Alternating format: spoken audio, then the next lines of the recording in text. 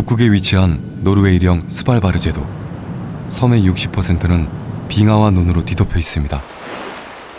스발바르란 이름도 추운 해안이라는 의미.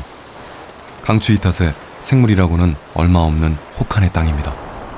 그런데 이곳에 전 세계에서 모은 씨앗을 저장하는 종자 보관소가 자리해 있습니다. 사람의 발길이 닿기 힘든 북극에 종자 보관소를 만든 이유는 뭘까요? 해발 130m 높은 곳에 위치하고 지하 120m 깊은 땅 속에 종자를 보관하면 자연재해가 일어나도 안전합니다. 뿐만 아니라 핵 폭발에도 견딜 수 있을 만큼 견고하게 만들어졌습니다. 잿더미로 변한 인류 최후의 날. 종자 보관소만 남아있다면 인류에게는 한 가닥 희망이 있습니다. 이날을 대비해 저장해둔 종자에 다시 미래를 걸어볼 수 있는 겁니다.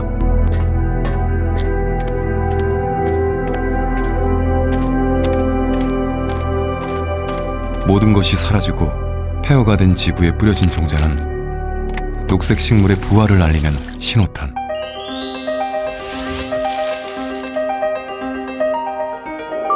인류의 터전인 푸른 지구는 하나의 종자로부터 다시 시작될 것입니다.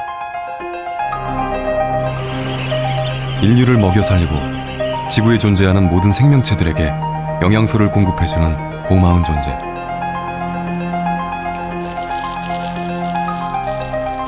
종자는 식물의 씨앗을 의미합니다.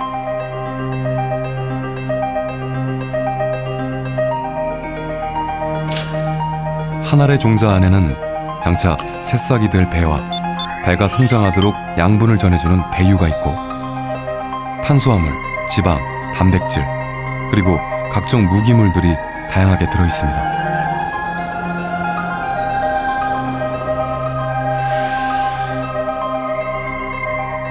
한 알의 종자를 땅에 심으면 씨앗이 발아하여 땅속으로 뿌리가 뻗어나가고 땅 위로는 줄기와 잎이 나옵니다. 물과 햇빛을 이용해 식물이 성장합니다.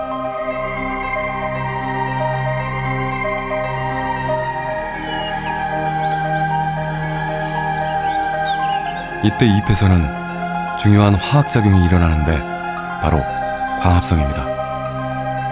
광합성은 식물세포 속에 있는 엽록체에서 일어나는 것으로 녹색 색소를 품은 엽록소가 중요한 역할을 합니다. 광합성 과정을 좀 더 자세히 들여다보면 햇빛을 에너지로 사용하여 물과 이산화탄소를 포도당과 산소로 전환하는 지구에서 가장 중요한 생물학적 공정입니다.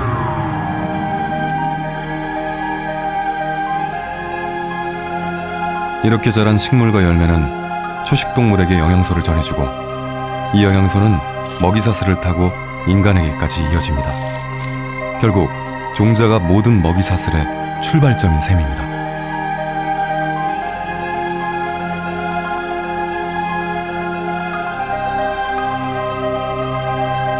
이제 식물은 꽃을 피우고 곤충을 끌어들여 종자 만들 채비에 들어갑니다.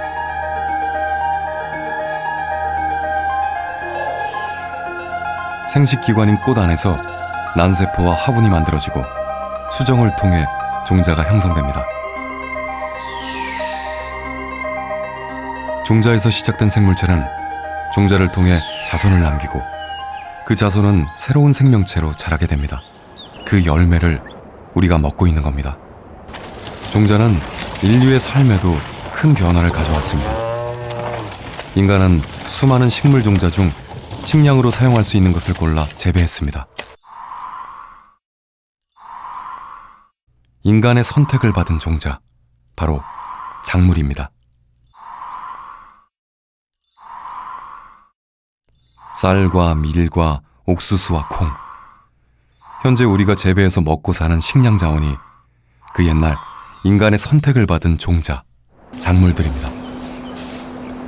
오랫동안 수렵으로 먹을 것을 구해왔던 인류는 종자를 이용할 줄 알게 되면서 한 곳에 정착해서 농경 생활을 시작했고 농경 생활을 통해 식량을 저장하는 지혜를 갖게 됐습니다. 식량을 저장한 덕분에 인간이 먹을 것을 찾아 헤매는 시간은 한결 줄었고, 그 여유 시간에 인간은 문명을 일으키는 기반을 마련하게 됩니다. 그래서 밀, 쌀, 옥수수 등 중요 작물들의 원산지 부근은 문명의 중심지가 됩니다. 중국 최초의 문명이 시작된 황허강 유역. 비옥한 황토가 퇴적된 강 주변에선 쌀 농사가 잘 되어 황허 문명이 꽃피었습니다.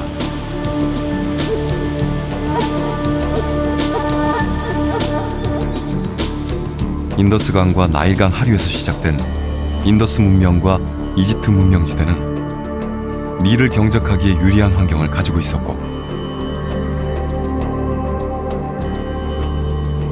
잉카 문명의 중심지 안데스는 옥수수의 원산지이기도 합니다. 결국 문명은 쌀, 밀, 옥수수 등의 작물을 재배하기 좋았던 곳에서 시작됐습니다.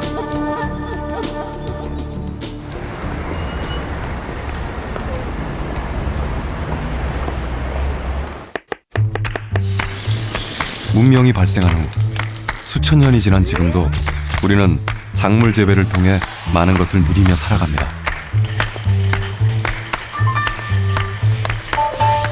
우리가 먹고 입고 즐기는 의식주의 대부분이 종자에서 비롯된 것들입니다.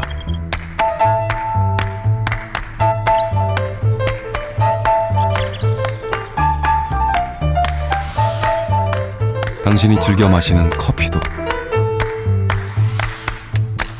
당신의 스타일을 완성하는 옷도, 당신이 앉아있는 나무 의자도 모두 종자에서 시작된 것들입니다.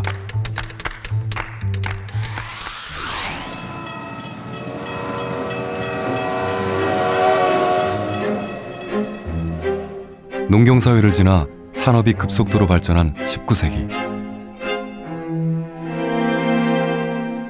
세계 인구가 크게 증가하기 시작했습니다.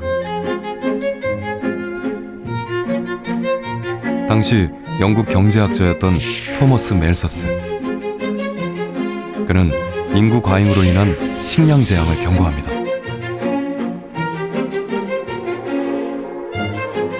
식량은 산술급수적으로 증가하는 반면 인구는 기하급수적으로 늘어나 머지나 지구에 큰 식량 위기가 닥친다는 겁니다.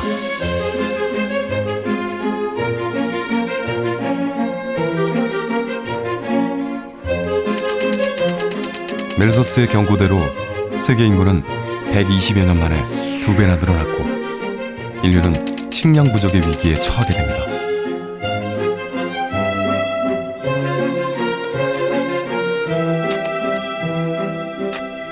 자연의 섭리에 의존한 그동안의 농사법으로는 늘어나는 인구를 감당할 수 없었습니다.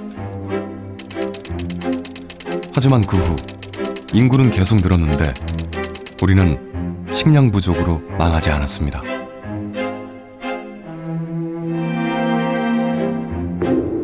인류는 식량 문제를 어떻게 해결했을까요?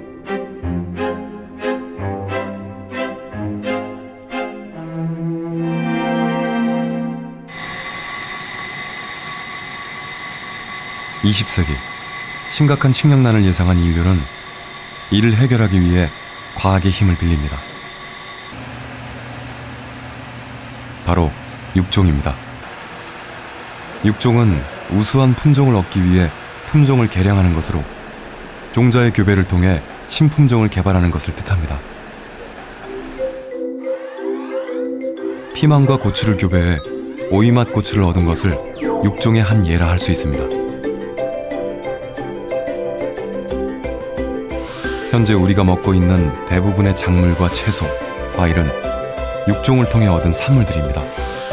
인간은 더 크고 병충해에 강하며 좀 더 손쉽게 작물을 재배하기 위해 육종을 연구해 왔습니다. 만약 빨갛고 큰 사과를 원한다면 작지만 빨간 사과와 파랗지만 큰 사과를 교배합니다. 여기에서 나온 다양한 사과 중 빨갛고 큰 사과를 골라내는 것이 전통적인 육종의 시작입니다. 이렇게 선택된 빨갛고 큰 사과의 종자를 심으면 이전보다 빨갛고 큰 사과가 많이 나타나게 됩니다. 다음 때에서는 빨갛고 큰 사과가 더 많이 수확되고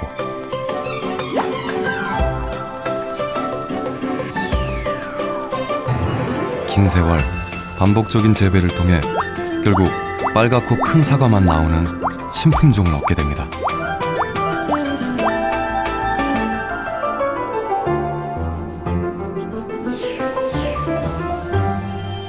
육종을 통해 신품종을 만들어 성공한 대표적인 예가 난쟁이 봄밀입니다.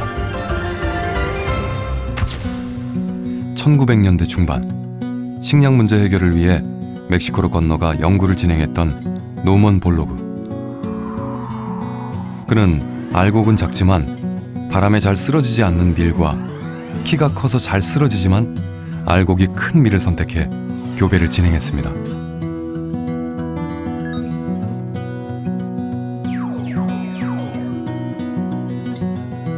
그 결과 알곡이 크고 키가 작아 바람에 강한 난쟁이 봄밀을 개발하는 데 성공합니다.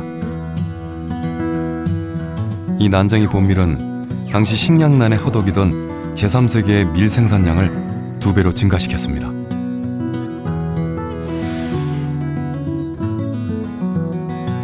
아시아에서는 이 기술을 벼에 적용해 생산량이 높은 난쟁이벼를 개발했고 각국의 식량 문제를 해결하는 데 활용했습니다.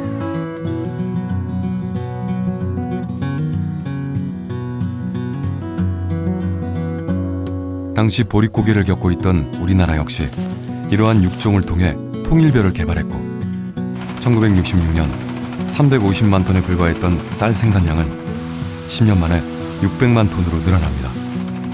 이로써 우리나라는 처음으로 쌀 자급자족을 달성하게 됩니다.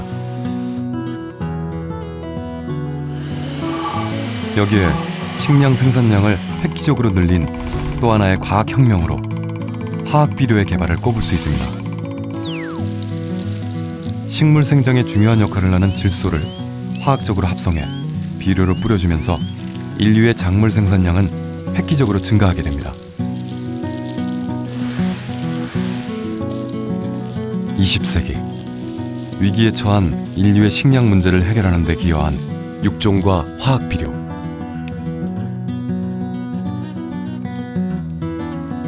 농업과학의 놀라운 발전은 인류에게 혁명이라 부를 수 있는 식량 증산을 가져왔습니다. 그리고 우리는 이 놀라운 식량 증산을 제1의 녹색혁명이라 부릅니다. The yield of corn has increased sevenfold since the beginning of hybrids. The yield of rice has increased 2 or 3 times in the last 70, 80 years. So a way of looking at that is we'd need that much more land to feed the same amount of people. And so if the Green Revolution didn't happen, or if plant breeding didn't happen, we'd need basically 3 to 7-fold more land to feed the same amount of people, or the people we have today. 19세기 늘어나는 인구로 인해 식량 부족에 처했던 인류는 녹색 혁명을 기점으로 위기에서 벗어납니다. 멜서스는 과학기술을 통한 식량 증가를 미처 예상하지 못했던 겁니다. 대신 녹색혁명의 주역인 노먼 볼로그는 인류를 기아에서 구한 공로로 노벨 평화상을 수상했습니다.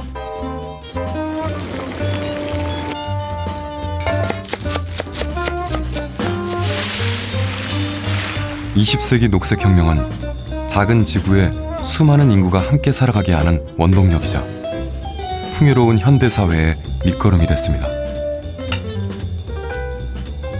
하지만 21세기 인류는 새로운 위기에 처합니다. 서기 2050년 Casualties continue to rise in southern Europe from an extended heat wave with temperatures exceeding 40 degrees Celsius. An ongoing drought in the Mediterranean has dried out all the crops, leaving farms deserted and ruined. 지구온난화로 100년 전에 비해 평균 온도가 6.4도 상승했습니다. 물과 식량을 찾아 국경을 넘는 난민들의 행렬이 줄을 잇습니다. 대안을 찾지 못한 세계 각국의 정상들은 국경 폐쇄를 선언했고 결국 지구촌 곳곳에서 수십억 명의 사람들이 목마름과 배고픔에 죽어갑니다. 아이들도 예외는 아닙니다. 가뭄이 계속되는 아프리카에 물 없이도 잘 자라는 밀종자를 심으면 어떨까? 홍수가 계속되는 지역에 물에 잠겨도 죽지 않는 벼종자를 심으면 어떨까? 기후변화에 잘 적응하는 종자를 개발한다면 식량 부족 문제를 해결할 수 있지 않을까? 인류의 고민은 여기에서부터 다시 시작됩니다.